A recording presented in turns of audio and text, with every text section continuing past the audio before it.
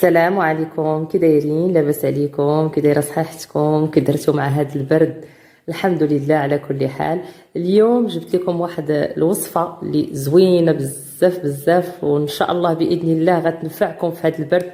انا متاكده انها غادي تنفعكم كما نفعتني. في اول هذا الفيديو بغيت نشكر كاع الناس اللي اتصلوا بيا، الناس اللي قرابين ليا من بعد ما سمعوا الفيديو ديال الدنجال وحسوا بان الصوت ديالي مبدل، واتصلوا بيا على قبل كنت عيانه شويه ضربني البرد. ولكن جبت لكم الوصفه اللي جربتها على نفسي انا اولا ونفعاتني الحمد لله. واخا نضل نهضر عليها حتى لغدا ما غاديش نوفيها حقها. على قبل زوينه زوينه زوينه بزاف، وكنتمنى انكم تجربوها، وانا متاكده انها غادي تنفعكم وغتنفع العائله ديالكم. على بركه الله غادي نبداو بالمقادير. عندي نص كيلو ديال الشريحه. عندي الشريحه البنات من الاحسن تكون هاد الشريحه هذه اللي تتكون هكا غليظه، ما تكونش اللي رقيقه اللي تتكون لاصقه على بعضياتها، هذه على هذا الشكل هذا. نص كيلو ديال الشريحه. عندي جوج كركوبات ديال الثومه حمراء، وعندي كاس تاع الزيت. انا الزيت انا ملي غنكون كنطحنها نتوما غتشوفوا معايا، غنشوف القياس اللي غتهز ليا بالضبط، لانني ما غنديرش الزيت بزاف. وعندي هنا تقريبا واحد نص رابعه ولا قل من نص رابعه ديال الزنجلان. المهم انا الزنجلان هنا راه خديته من بعد ما نقيته وغسلته وحمرته في الفران، الطريقه اللي تنديرو المعتاده ملي كنبغيو نصايبو سلو. هذه هي الطريقه اللي درت ليه. انا هاد نص كيلو ديال الشريحه راه غادي نقسمو على جوج. النص غندير فيه ثومه وزيت العود. غندير الوصفه عندي جوج فيها جوج طرق. النص غندير فيه الثومه وزيت العود، هذه هي اللي نفعاتني في هذا البرد ما نقولش لكم البنات. والنص الثاني غندير غير الشريحه والزنجلان. المهم هانتوما غتبعوا معايا المراحل وغادي تشوفوا كيفاش غادي نصايبهم. خديت البنات الكسكاس ديالي، درت فيه الشريحه ودرت فيه الثومه، هذوك الكركيبات ديال الثومه حليتهم حطيتهم. انا البنات بغيت نقول لكم على الشريحه، راه ممكن انكم ديروها في الماء وتسلقوها، ولكن هذه الطريقه هذه راه افضل من انكم تسلقوها في الماء، باش المنافع ديالها تيبقاو فيها ما تمشيوش لينا في الماء. والثومه الا بغيتو تنقيوها نقيوها، الا بغيتو ديروها هكا بقشورها حتى طيب تتبخر مزيان هي والشريحه، ونقلبوهم بالموس، تشدو موس وتخشوه في الشريحه وتشوفوها راه طابت. من كطيب عاد كنحيدها انايا من القشره ديالها. الطريقه هذه كتجي احسن. والمنافع ديال الثومه بلا ما نقول لكم عليهم، راه هي مضاد حيوي طبيعي. المهم دابا غادي ندوز باش نرد الشريحه والثومه يتبخروا ليا في الكسكاس. غنقص عليهم البوطه ونخليهم يتبخروا، ومن يطيبوا غنتلاقاو من بعد. ها هي البنات الشريحه من بعد ما طابت راهي دغيا تطيب، ما تاخذش وقت طويل، سيرتو اللي كتكون هكا زوينه هكا ومهبره تنخشي فيها الموس هكا صافي. هذا دليل على انها طابت، وحتى الثومه راه دغيا كطيب صافي. انا دابا غادي نشد الشريحه، غادي نحيد ليها هاد البلاصه هذه تتكون طالعه هنا على هذا الشكل هذا. على قبل واخا حتى كنطحنوها ما كطحنش لينا، ضروري انكم تحيدوا هاد البلاصه هذه البنات.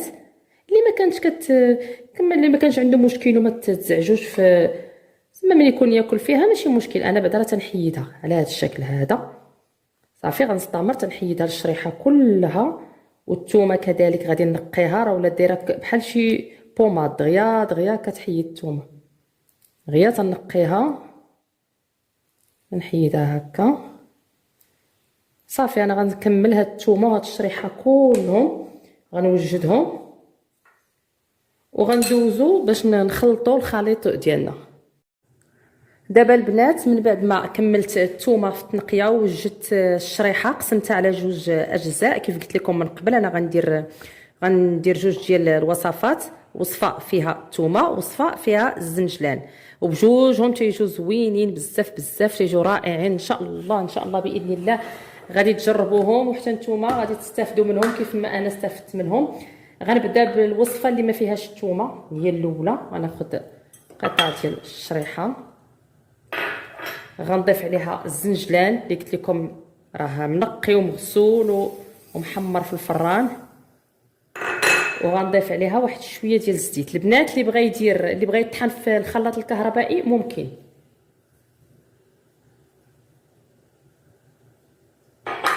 الوصفات تيجوا رائعين وتيجوا مفيدين.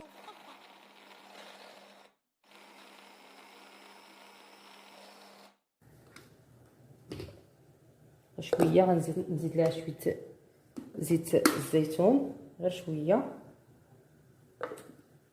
تقريبا داك الكاس غنقسمو عليهم بجوج، غندير النصف لهاد الوصفه والنصف للوصفه الاخرى.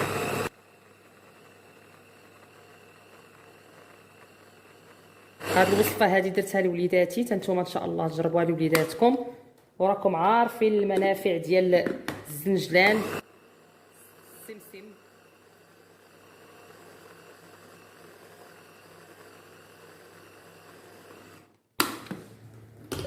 ها هي من بعد ما طحنات ليا، سمحوا لي نجيب معلقه باش نوريها لكم كيفاش جات.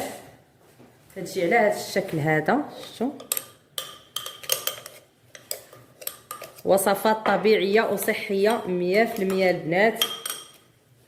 انا دابا غادي نحيد هاد الشريحه هذه اللي طحنت مع الزنجلان، وغندوز باش نصايب معكم الشريحه اللي مع الثومه.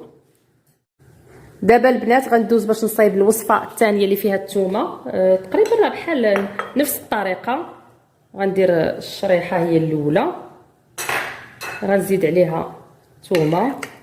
الثومه كيف قلت لكم من قبل، اللي بغى ينقيها من الاول ينقيها ويلوحها مع الشريحه من تكون تبخرت، هي كتجي مزيانه. وغنزيد عليها زيت الزيتون،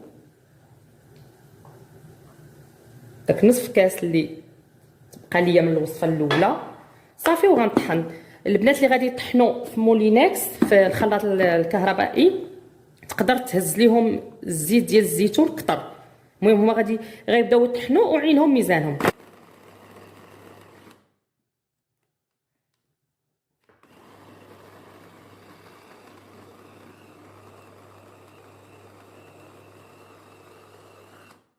انا غنشوفها واش طحنات، مازال شوي، واحد شوي.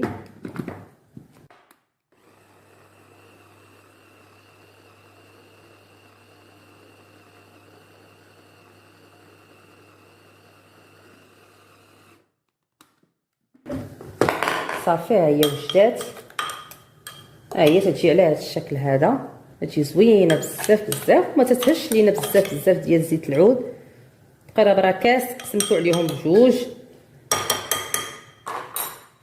دابا غادي ندوز باش نحط لكم الوصفات بجوج تشوفوهم كيف جاو.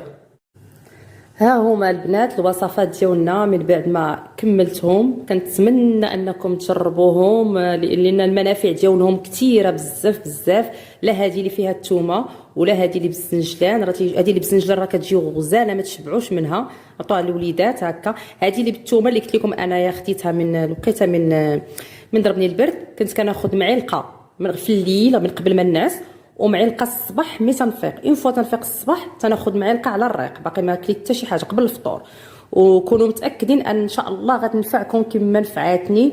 والبنات بغيت نقول لكم واحد التجربه ديالي انا جربتها مؤخرا وليت كنديرها على قبل شحال هادي.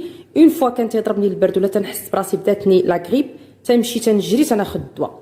واحد النهار خديت قلت غادي ندير واحد التحدي، ما غاديش ناخذ الدواء نهائيا، غنجرب وصفات طبيعيه ونشوف واش غتعطيني نتيجه.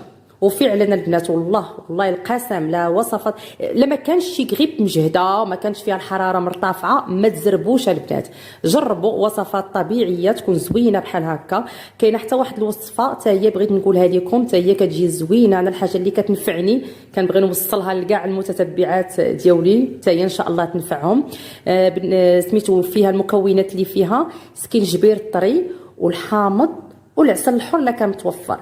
غير سكينجبير الطري كتشديه كتقطعيه كتغسليه وتقطعيه مرصوات صغار، وكديريه في شي قرعه ديال الزاج، قرعه العصير هكا، وتتخوي عليه الماء طيب.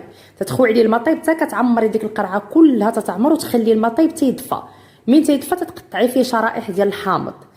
هذا تا هو من الوصفات اللي زوينين البنات وتينفعوا بزاف بزاف. هاد الوقيته هذه ديال الفصل الخريف وفصل الشتاء.